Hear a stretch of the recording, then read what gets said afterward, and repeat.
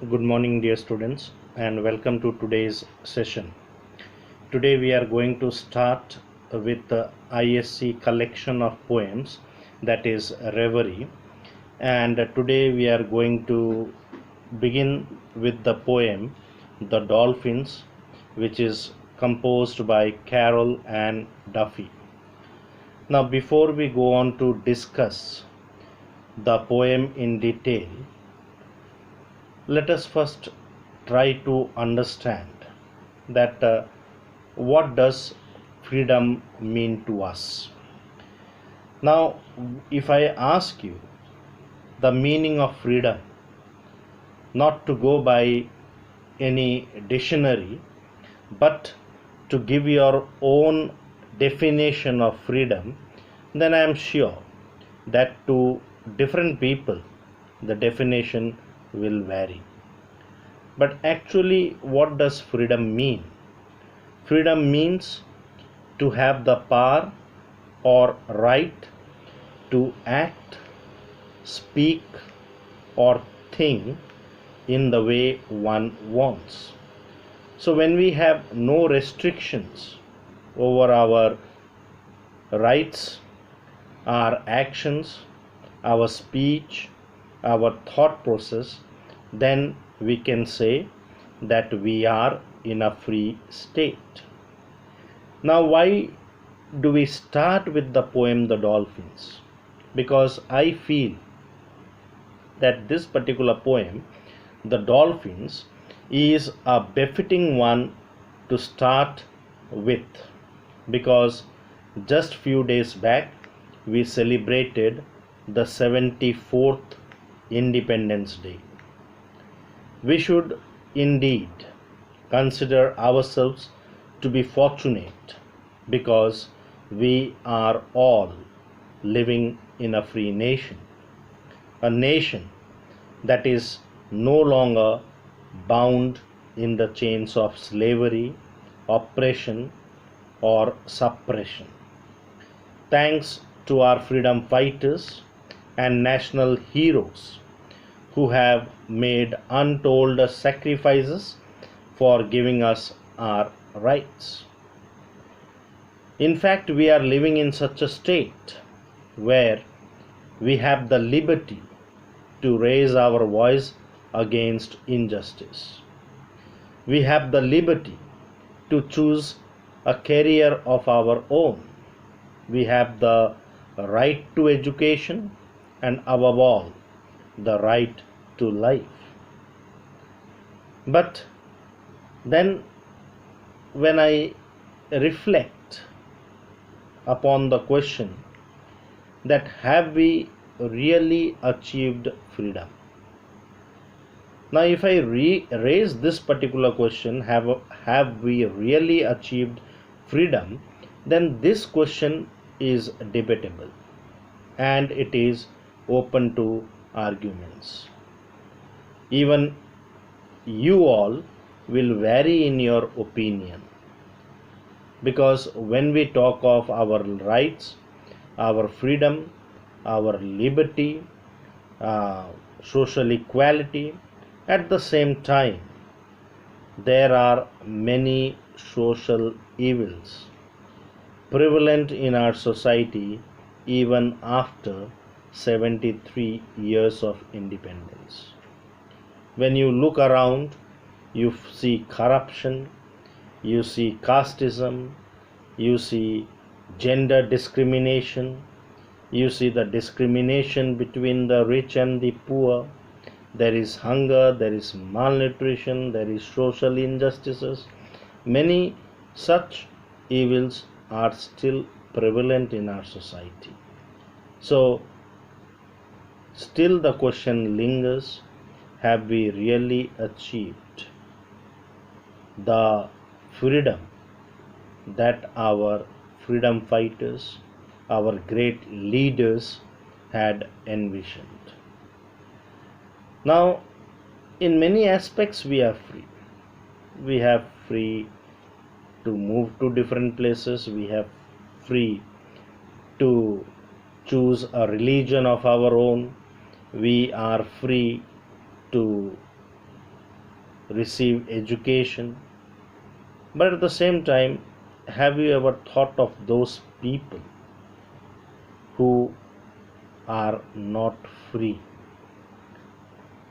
for whom freedom is still a dream to be achieved? Now, when we talk of this, then the idea of speciesism comes into my mind. That is, what about the animals? Many of us who claim ourselves to be sophisticated, to be intelligent, to be wise people, are fond of domesticating animals. Take the example of a dog. Many of us keep puppies at home, and we do so under the excuse that we are providing a better life to the dog than it actually deserves. It is scarcest, it is taken care of, it is given medical attention, it is provided with the best type of food, and all things are maintained in order to take the care of that little puppy or that little dog. But have you ever thought that we are depriving that dog of its own life? It forgets to lead a natural life like the other dogs. So it is similar to the European settlers.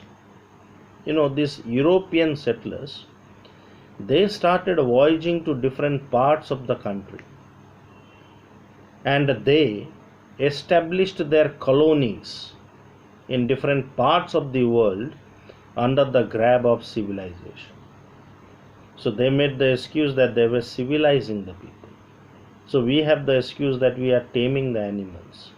So we are in no ways different from those European settlers.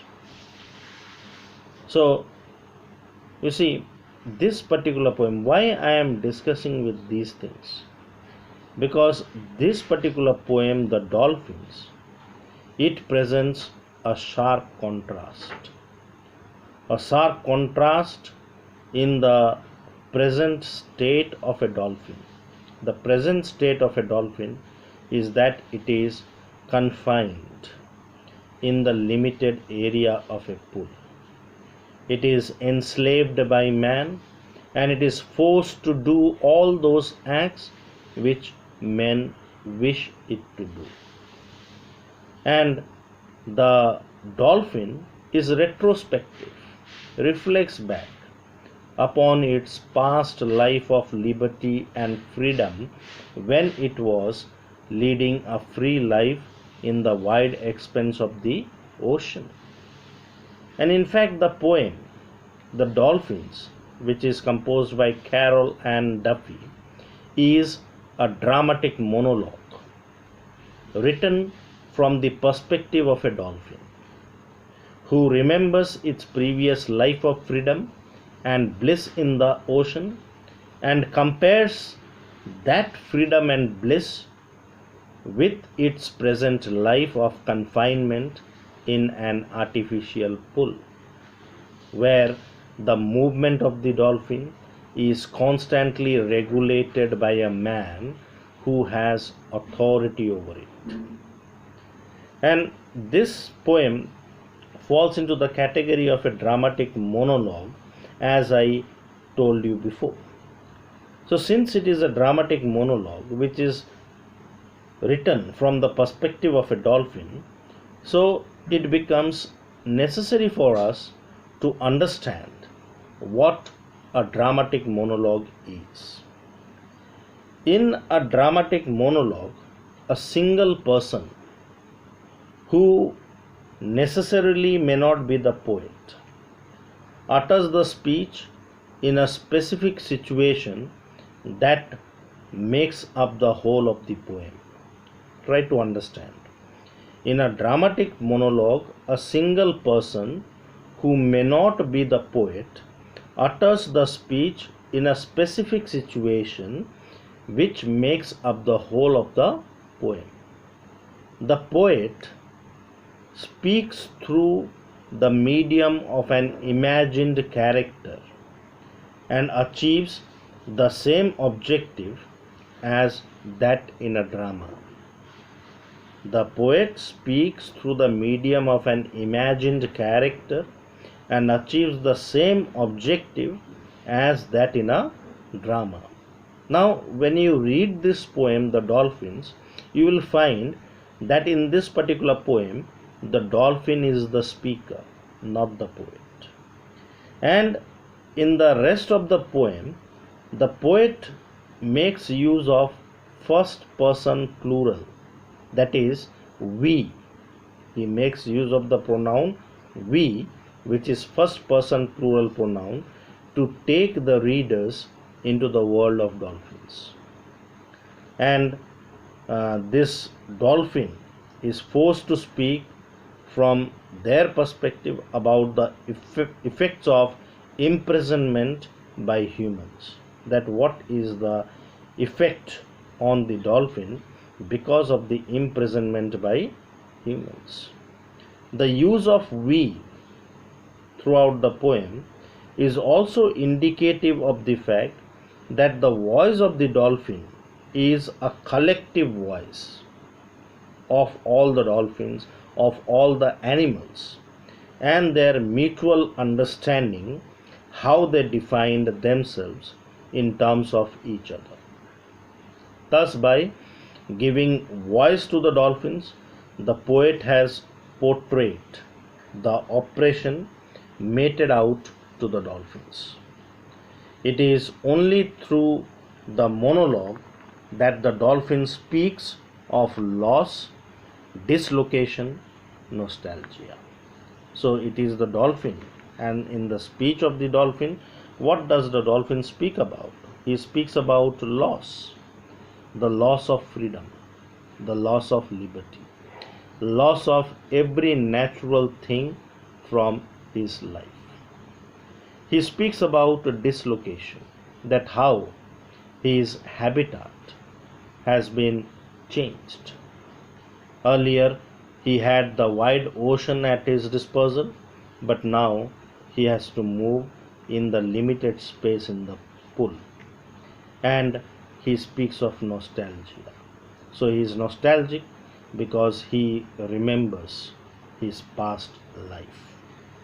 So, first important aspect of a dramatic monologue is that a person who is an imagined character, not the poet, utters the speech, and the speech of that character under that critical situation or specific situation makes up the whole poem.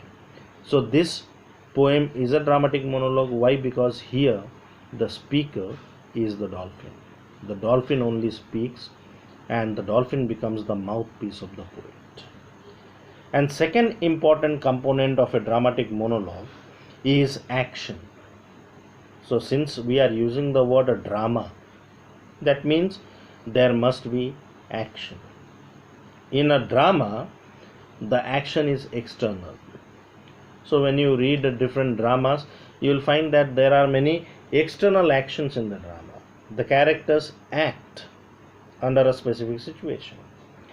But in a dramatic monologue, the action is entirely internal. So the action is internal. Now what do we mean by this internal action? So unlike in a drama, you will find where the action is external, or the characters develop through the outward action and conflict. But in a dramatic monologue, the development of the character occurs through the clash of motives within the speaker. So there is a clash. One thing we need to understand, that no conflict, no drama. George Bernard Shaw, he said, no conflict, no drama. So in order to make a drama, there must be a conflict. And in a drama, that conflict is external. and the characters develop through that outward action. But in a dramatic monologue, the conflict is internal. It takes place within the character. That means what? There is clash of motives, there is clash of thoughts, clash of opinion, clash of ideologies within the speaker. For this reason, a moment of crisis is selected. Now, when there can be a clash of motive within the speaker? Only at the moment when he is in a crisis, when he is in a critical situation. So, when a person is or a character is in a crisis, the speaker's personality becomes most active. So, in the poem, The Dolphins, the situation of crisis happens to be the imprisonment of the dolphin in an artificial pool. So the speaker is in a crisis. Why? Because he is imprisoned in an artificial pool. So the imprisonment of the dolphin in that artificial pool is the situation of crisis. And in that situation, he has his nostalgic feelings. He recalls his past days of liberty and freedom when it was in the ocean. However, here the action does not lead to a crisis, as in a drama. In the drama, action leads to the crisis. In a dramatic monologue, the action does not lead to the crisis. The character is already in a crisis. But in a dramatic monologue, the focus or the emphasis is on the crisis, and the past is revealed retrospectively. You can relate this definition of dramatic monologue with the poem which you have done in class 10, that is the Petroid. The Petroid was also a dramatic monologue. You see, in that poem also, the Petroid is taken as at a highly critical situation. The Petroid only is the speaker, utters the speech in a critical situation, and that makes up the whole poem. And we find that there is a conflict within the character, and the character is retrospective. So this poem also, The Dolphins, is a dramatic monologue. Okay. So in the next video, we will be discussing the poem stanza by stanza. Thank you.